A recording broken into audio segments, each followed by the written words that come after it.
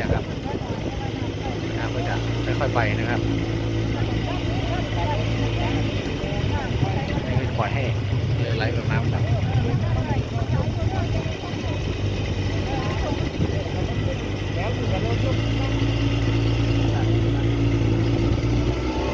นี่จับที่แปะรหัสอยู่ด้านหน้าตอนกลมหูเรือ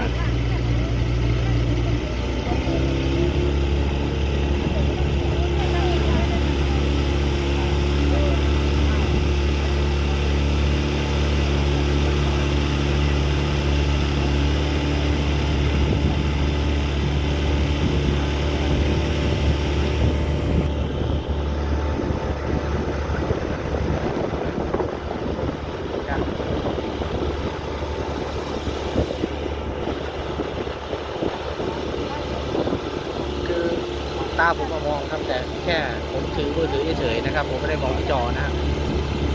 ไม่ได้มองที่จอบางทีอาจจะโฟกัสผิดจุดก็ได้นะครับเพราะว่าตาผมต้องมองที่จุดหมายที่ต้องขับเรือไปนะครับคือแนวครับแนวตรง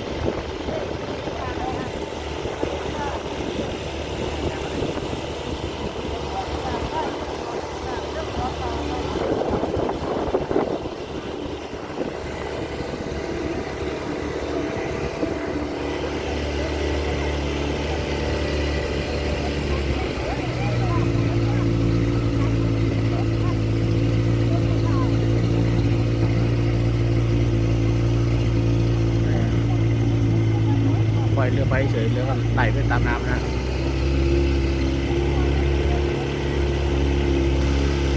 เรือแก้วเรือพายหมดสิทธิ์ครับ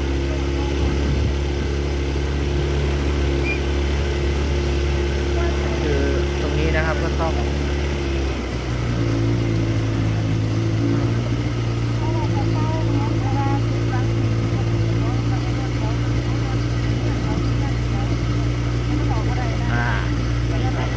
มีพื้นที่ครับมีเรือพื้นที่นะแต่ไม่รู้จะไปไหนจะข้ามได้หรือเปล่า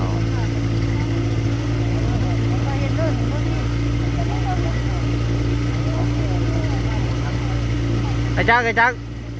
เบิ้งหวยเนี่ย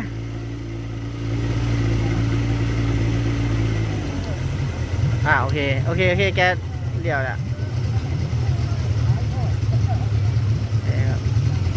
แกไปโฟมตรงนี้จะเป็นขยะ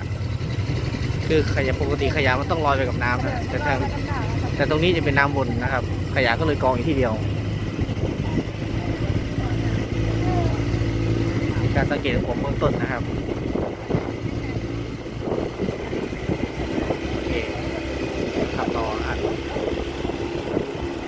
ปั๊มโซนปั๊ม